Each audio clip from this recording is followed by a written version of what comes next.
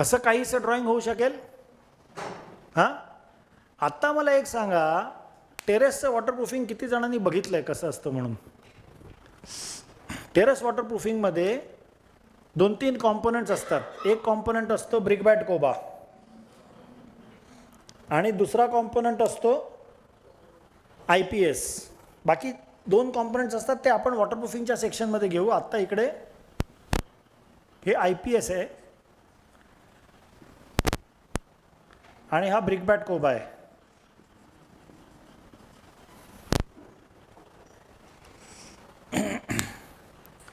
ब्रिकबॅट कोबा आणि IPS या दोन्हीचं function काय? ब्रिकबॅट कोबाचं फंक्शन काय? माहीत नाही. Doesn't matter. माहीत असायची अपेक्षाच नाही. माहीत असतं तुम्ही इकडे नसतात. हां, ब्रिकबॅट कोबा हा स्लोप, म्हणजे हा जो मी स्लोप दाखवला, हा स्लोप देण्यासाठी ब्रिकबॅट कोबा केला जातो. याच्या व्यतिरिक्त आणखी कोणाचं काही उत्तर आहे? The answer is 100% correct. Brickbat कोबा हा फक्त आणि फक्त स्लोप देण्यासाठी. कारण पाणी जर एका कोपऱ्यातनं दुसऱ्या कोपऱ्यात न्यायचं असेल तर त्या सरफेसला उतार पाहिजे ना. तो चढाव किंवा उतार देणार कसा? With some material which is thicker at one end and thinner at other end. बरोबर आहे. IPS जे असतं, जे इंडियन पेटंट स्टोन म्हणतात त्याला. इंडियन पेटंट स्टोन का म्हणतात हे कोणाला माहिती आहे? हे माहीत असायची अपेक्षाच नाही. इंडियन पेटंट स्टोन, कारण इंडिया वॉटरप्रूफिंग नावाची एक कंपनी होती. मिस्टर खान म्हणून त्याचे ओनर होते आणि मी करिअरच्या सुरुवातीच्या काळात त्यांना भेटलो पण आहे. तेव्हाच सिनियर होते. आता आय एम शुअर ते नसतील. पण इंडिया वॉटरप्रूफिंग ह्या कंपनीला त्यांचं हे IPS हे एक त्यांनी घेतलेलं बहुतेक पेटंट होतं. आणि त्याला स्टोन का म्हणायचे? It is a concrete actually. Why is it called stone? It become stone. पण कॉन्क्रीटच स्टोनच असतो ना. Concrete is a man made stone by using God made stone. हे माझं एक आवडीचं वाक्य आहे. Concrete is a man made stone ना, by using God made stone. Good. So आता पेटंट स्टोन, इंडियन पेटंट स्टोनमध्ये त्याला स्टोन का म्हणायचे ते नाही माहिती. स्टोन म्हणायचे त्याला कारण दगडासारखा खणखणीत. कारण त्याच्या आधी सिमेंट आपल्या देशात आलं 1910च्या सुमारास. 1900मध्ये आलं असेल, 1910च्या सुमारास आलं असेल. त्याच्या आधी लाईमच वापरायचे. लाईमचं प्लास्टर दगडासारखं कडक आणि खणखणीत होत नाही. ते it is a soft material आणि it is a flexible material. त्यामुळे त्यावेळेला मला वाटतं त्याला दगडासारखं खणखणीत होत असेल म्हणून स्टोन म्हणत असतील. This is my guess. I really do not know. पण ती इंडिया वॉटरप्रूफिंग कंपनी होती म्हणून त्यांनी त्याला इंडियन असं नाव दिलं असावं. आणि त्यांनी पेटंट घेतलं होतं म्हणून त्याला इंडियन पेटंट स्टोन म्हणायचे. IPS हा शब्द इवन PWD हँडबुकमध्ये ब्रिटिशांनी ॲक्सेप्ट केला होता. कारण PWD हँडबुक जे येलो बुक ते आधी ब्रिटिशकालीन लिहिलेलं आहे, जेव्हा 1947च्या आधी. सो IPS हे फक्त 38 mm असतं. 38 mm का?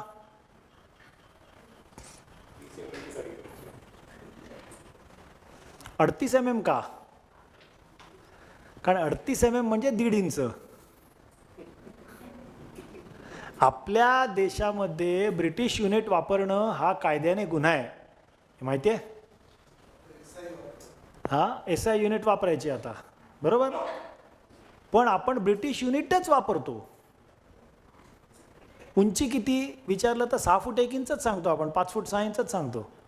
165 सेंटीमीटर सांगतो का? 1.65 मीटर. 1.65 मीटर म्हटलं तर कळणार पण नाही. 5 फूट 6 इंच म्हटलं की आपल्याला कळतं की हां साधारण या हाईटची व्यक्ती असं. याचं कारण माहिती आहे का? का आपल्यावरती अजूनही ब्रिटिश सिस्टीमचा पगडा एवढा जबरदस्त आहे?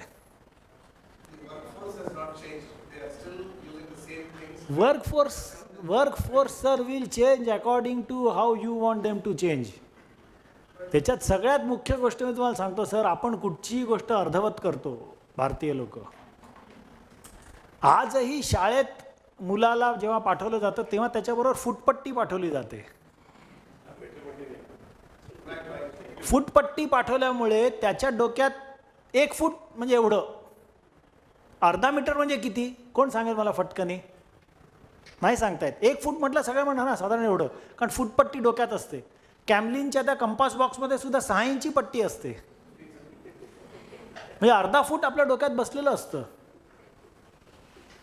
सो हे बदलायचं जर असेल तर काय करता येईल?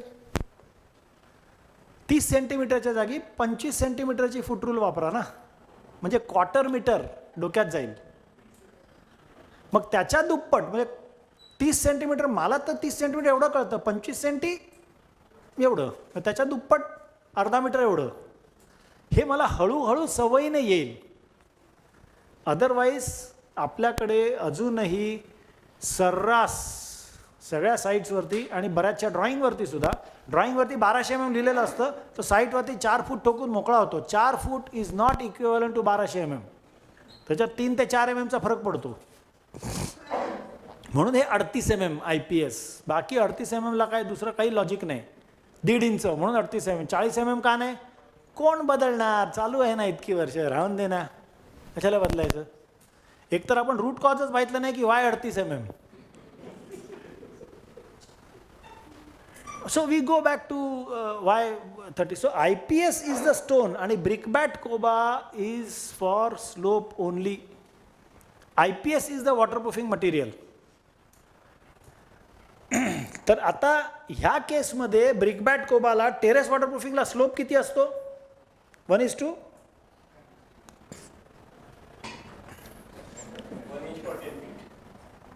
हां करेक्ट. 1 इंच फॉर 10 फीट म्हणजे 1:100. 10 फीट म्हणजे 1:120 झालं. हे बघा 10 फीट बोलले कोणतरी, बघितलं पगडा किती आहे बघा. सो उत्तर बरोबर आहे. 1:100 किंवा 1:120च्या आसपास हे असतं स्लोप. तर आता 1:100 स्लोप असेल तर समजा ही बिल्डिंग माझी इथनं इथपर्यंत 80 फूट असेल, इथनं इथपर्यंत ही बिल्डिंग माझी समजा 80 फूट असेल, तर 80 फुटाला मला 8 इंच एवढा स्लोप द्यायला लागेल. 8 इंच 8 इंच स्लोप द्यायचा असेल तर 0 थिकनेसचा ब्रिकबॅट कोबा जर मी इकडे केला तर इथे 8 इंचाचा करायला लागेल, आणि 0चा होऊच शकत नाही ब्रिकबॅट कोबा, कमीत कमी 3 इंचाचा होईल. म्हणजे इथे 3 इंचाचा ब्रिकबॅट कोबा आणि इथे 11 इंचाचा कमीत कमी ब्रिकबॅट कोबा जर मी नाही केला तर I am not giving a proper slope. हे कळतंय? 11 इंचाचा ब्रिकबॅट कोबाचं वजन स्ट्रक्चरल डिझाईनमध्ये आपण घेतो का? टेरेस वॉटरप्रूफिंगमध्ये. तिथनंच का हे सगळं? कारण आपण डिटेलिंग करत नाही. आपण म्हणजे आर्किटेक्ट लोक डिटेलिंग करत नाहीत. टेरेस वॉटरप्रूफिंगमध्ये जे डिटेलिंग आपण म्हणतोय ते करत नाहीत, आणि जे करायलाच पाहिजे. हे मी एक सिम्पल एक्झाम्पल दाखवलं. दुसरी गंमत कशी होते की हे 80 फूट आहे, त्यामुळे इथनं इथपर्यंत 8 इंचाचा स्लोप आहे, बरोबर. जर इथे माझा थिकनेस 3 इंच असेल तर मला इथनं इथपर्यंत 2 इंचाचा स्लोप हवा आहे, तर इथे 3 इंच म्हणजे इकडे परत 1 इंच नाही होऊ शकत ना. Is it clear? त्यामुळे इथे मला परत 3 इंचाचा स्लोप द्यायला लागतो, आणि इथे जर 2 इंचाचा हवा असेल तर इथे 5 इंचाचा. आता ह्या रिजला मी एका साईडला 3 इंचाचं आणि एका साईडला 5 इंचाचं ब्रिकबॅट कसं करणार? सो टेक्निकली हे इनकरेक्ट आहे, आणि ही प्रॅक्टिकल केस दाखवतोय मी तुम्हाला. असंच होतं. त्यामुळे you have to actually design, कारण रिज लाईनला दोन्ही साईडला थिकनेस सारखाच पाहिजे ना. रिज लाईनच्या एका साईडला 3 इंच आणि एका साईडला 5 इंच स्लोप कसं चालेल? तिथे पाणी जमा होईल ना सगळं. सो हे डिटेलिंग न केल्यामुळे असं. आणि मग ते काय म्हणतात, अरे साइड पे ऐसा मिला के लेना. नथिंग लाइक साइड पे कैसा मिलाएगा? He will compromise the quality, he will compromise on the slope. 1:100च्या जागी कुठेतरी 1:200 होईल, कुठेतरी 1:50 होईल स्लोप, आणि मग तिथे पाणी साचेल. आणि साचलेलं पाणी हे पंचमहाभूतांपैकी एक असतं. मला एक गंमत सांगा ना, आपण जर 1 तास स्विमिंग करून आलो तर बोटाला सगळ्या सुरकुत्या पडतात ना. जर ते पावसाचं पाणी 4 महिने तिकडे साचलेलं राहिलं तर किती सुरकुत्या पडत असतील त्या IPS वरती, पडत असतील की नाही. हा विचार जेव्हा तुम्हाला येतो ना, तेव्हा तुम्ही स्ट्रक्चरशी एकरूप झालेले असता. आणि स्ट्रक्चरशी एकरूप झालात ना तरच तुम्हाला सोल्युशन मिळतं. आणि structure is very close to human body. अध्यात्म काय म्हणतं? देवाशी एकरूप व्हा ना. देव म्हणजे अल्लाह म्हणा, देव म्हणा, काय म्हणजे तुम्ही असा नमस्कार केलात काय ना असा नमस्कार केला का, नमस्कार करणं इज इम्पॉर्टंट असं मी मानतो. How you do it, whether you do it this way और this way, it doesn't matter really. Whether you call him Allah और भगवान और जीसस और whatever, it doesn't matter. त्याच्याशी एकरूप व्हा हे अध्यात्म सांगतो ना. तसंच स्ट्रक्चर पण तेच आहे. You start thinking that I am the structure and how I would feel. जर माझा हात 10 दिवस पाण्यात बुडवून ठेवला तर तो सडेल ना. ते स्ट्रक्चर सडतं. त्यामुळे साचलेलं पाणी हे अत्यंत धोकादायक. पण त्याच्या खाली कुठलंही मटेरियल असो एक्सेप्ट प्लास्टिक. जर तिथे प्लास्टिक असेल, प्लास्टिकला काही होत नाही साचलेल्या पाण्यामुळे. पण आपण प्लास्टिक वॉटरप्रूफिंग नाही करतो. आपण प्लास्टिक वॉटरप्रूफिंग पण करतो, परंतु लिक्विड प्लास्टिक जे नंतर सॉलिडिफाय होतं, म्हणजे पॉलिमर्स आहेत किंवा बाकी, ते आपण पाहणारच आहोत. परंतु ते सुद्धा फार काळ टिकत नाही. ते का टिकत नाही त्याची कारणं आपण पाहूयात. So coming back to the point, आपण आर्किटेक्चरल डिटेलिंगवरती बोलत होतो. Same is with plaster also. बाहेरचं प्लास्टर 2 कोट का असतं? मगाशी आपण पाहिलं की it has to act as one way. Sand filter असतो ना, सँड फिल्टर, तो वन वे ॲक्ट होतो ना. वरतून पाणी घातलं तर खालून शुद्ध पाणी बाहेर येतं. का? कारण त्याची साईज ऑफ द मटेरियल कमी कमी कमी कमी होत जाते. बरोबर. Same thing is it possible that we do in plaster, external plaster I am talking about. Suppose जर का आपण एक्सटर्नल प्लास्टर की जे 2 कोटमध्ये असतं त्याच्या आतल्या कोटमध्ये आणि बाहेरच्या कोटमध्ये जर आपण वेगवेगळ्या साईजची सँड वापरली, आणि ती वापरतो का? वापरायला पाहिजे. हा जर कॉन्क्रीटचा सरफेस आहे हा, किंवा ब्रिकवर्कचा सरफेस आहे, आणि ह्याच्यावरती हा पहिला कोट आहे आणि हा दुसरा कोट आहे. जर आपण पहिला कोट 1:4 आणि सँड पासिंग 2.36 केला, आणि दुसरा कोट 1:3 सँड पासिंग 1.18,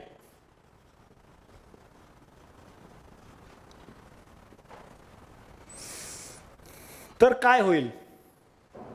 एक्झॅजरेटेड शेपमध्ये इथली गॅप मोठी होईल. बरोबर आहे. सँड पार्टिकलच्या मध्ये जी गॅप असेल ती गॅप मोठी होईल. ती गॅप फिलअप करायला जास्त सिमेंट लागेल, पण मी कमी सिमेंट टाकतोय. आणि ही जी आहे ह्याची गॅप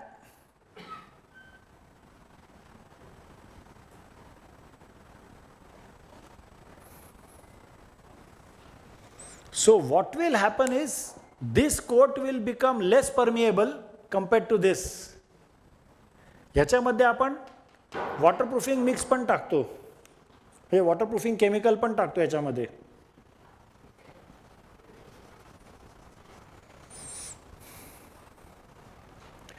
ह्याने काय होतं की पाणी जे आहे ते आतलं पाणी बाहेर रादर खेचलं जातं, आणि बाहेरचं पाणी आत जाऊच शकत नाही. जर PWD स्पेसिफिकेशन्स पाहिलेत तर हेच सांगतं 1:4 sand passing 2.36 mm and 1:3 sand passing 1.18 mm. त्या काळी इम्परमो ॲड करायचे किंवा दुसरं कुठलंही वॉटरप्रूफिंग केमिकल ॲड करायचे. हल्ली 50 प्रकारची वॉटरप्रूफिंग केमिकल्स मिळतात मार्केटमध्ये. This is the main purpose of doing 2-coat plaster and making the inner coat of higher permeability compared to the outer coat, की ज्याने बाहेरचं पाणी आत येऊन आतलं पाणी बाहेर यायलाच पाहिजे ना. नाहीतर कन्स्ट्रक्शनमध्ये केलेलं पाणी, हल्ली काय होतं, नवीन बिल्डिंग बांधली की कन्स्ट्रक्शनमध्ये केलेलं पाणी, कारण प्लास्टर एकाच कोटमध्ये करतात, 2 कोटमध्ये करतात, त्याला दोन्ही कोटला सेम स्पेसिफिकेशन टाकतात, दोन्हीमध्ये वॉटरप्रूफिंग केमिकल टाकतात, काय वाटेल ते करतात. आणि मग भिंतीत ट्रॅप झालेलं पाणी जे असतं ते आतल्या साईडने बाहेर येतं. आणि मग माणसाला सांगतात, सर 1 साल तो पहिला ऐसा होता ही आहे, कारण पहिल्या वर्षी ती भिंत सुकते, मग पुढच्या वर्षी पाणी येत नाही. पण ब्रँड न्यू स्ट्रक्चरला पहिल्या वर्षी आतून पाणी, आणि हल्लीचा फिनॉमिना आहे रिसेंट गेल्या 30 वर्षातला. का? कारण हे आपण विसरलोय. External plaster is in 2 coats for this reason. आता ह्याचे डिटेलिंग PWD हँडबुकमध्ये आहे, कोणी वाचायलाही तयार नाही आणि कोणी इम्प्लिमेंट करायला तयार नाही. सो आर्किटेक्चरल डिटेलिंग तर खूपच दूरची गोष्ट झाली. आणि तिसरा मुद्दा म्हणजे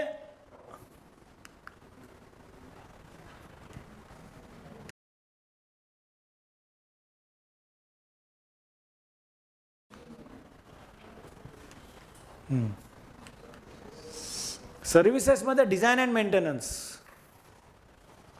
सर्व्हिसेस डिझाईनसुद्धा आपल्याकडे प्लंबिंग डिझाईन हे किती बिल्डिंगला वापरलं जातं? फारच कमी.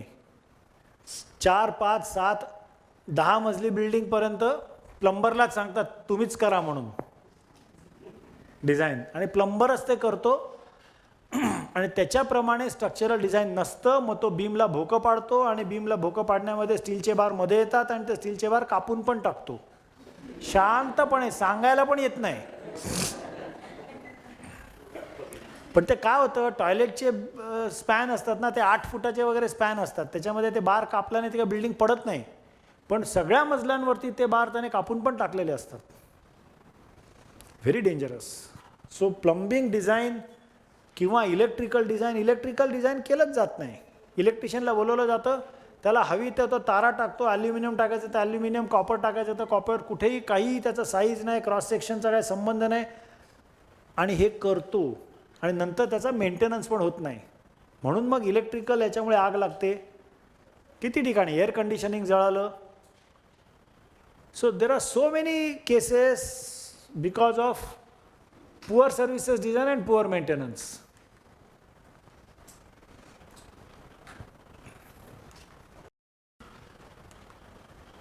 स्ट्रक्चरल डॅमेज आता आपण पाहूया. मटेरियल डॅमेज पण पाहणारच आहोत, स्ट्रक्चरल डॅमेज पाहूया. की मेंबर डिफॉर्मेशन मध्ये सॅगिंग, स्वेईंग, बकलिंग. स्वेईंग आणि बकलिंग मध्ये काय फरक आहे?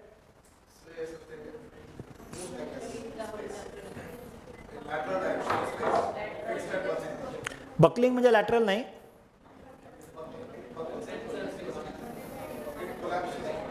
तुम्ही सगळे हाताने बरोबर दाखवताय की बकलिंग म्हणजे हे असं,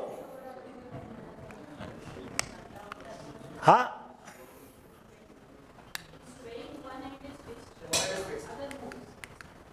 करेक्ट.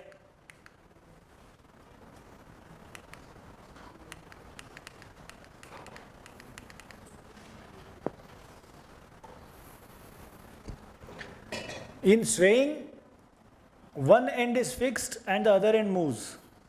म्हणजे नारळाचं झाड हे असं जे होतं ते स्वेईंग होतं नारळाच्या झाडाला, आणि बकलिंगमध्ये कॉलम असा जातो. This is buckling, this is swaying. Sagging we all no.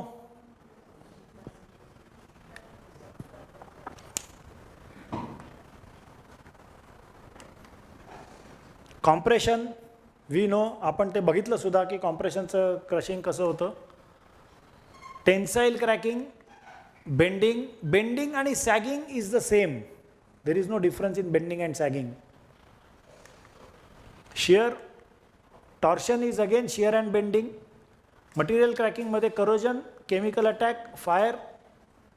So let us see, there is a photograph of each. Sagging, हा बीम दिसतोय सॅग होताना. So this is excessive sagging, जे डोळ्याला दिसतं, कॅमेरामध्ये येतंय. बऱ्याचदा डोळ्याला दिसतं पण कॅमेरात येत नाही. इथे बेंडिंग दिसतं, हे इथे सुद्धा, हे सुद्धा. It's a structural steel member which is sagging. So this is a typical example of how a sagging beam looks. Buckling, हा फोटो बघा बकलिंगचा. This is because of fire. This buckling is because of fire and this is because of earthquake.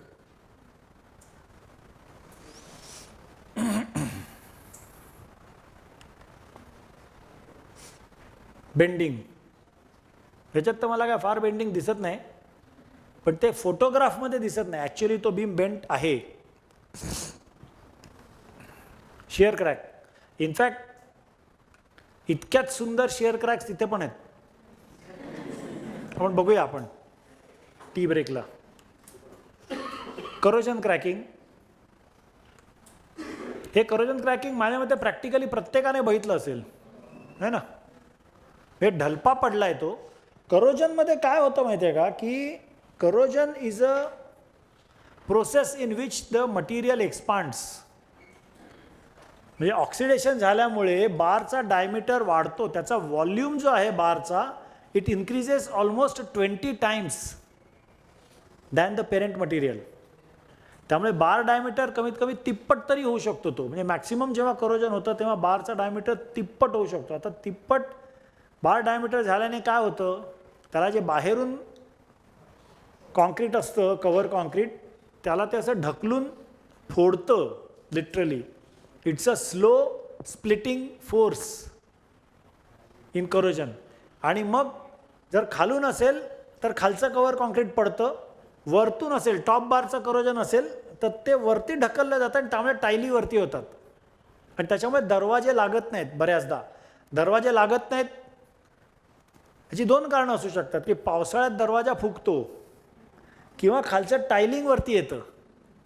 टायलिंगवरती काय येऊ शकतं, मगाशीच आपण एक कारण बघितलं की unsound bedding material. But that unsound bedding material हे पहिल्या वर्षभरातच होऊन जातं. पण जर ते काही वर्षांनी झालं, टाईलचं अपहिवल ऑफ टाईल, तर then it is because of corrosion of the reinforcement, top reinforcement of this thing.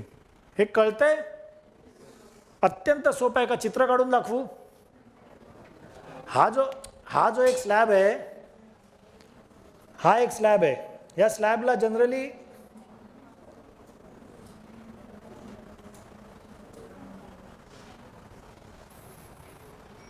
झालं ज्ञान वाटप.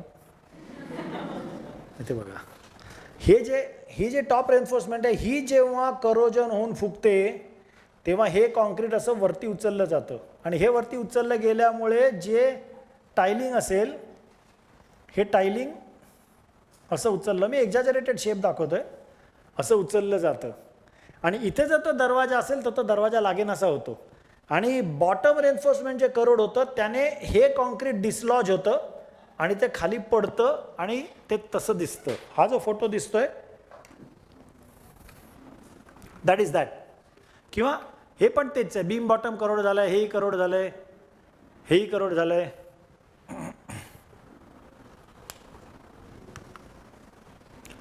केमिकल अटॅक, ह्याच्यामध्ये हा सल्फेट अटॅकचा फोटो आहे. सल्फेट अटॅकचा अजून एक फोटो पण क्लोजअप आपण बघणार आहोत. हे करोजन, केमिकलमुळे झालेलं करोजन आहे.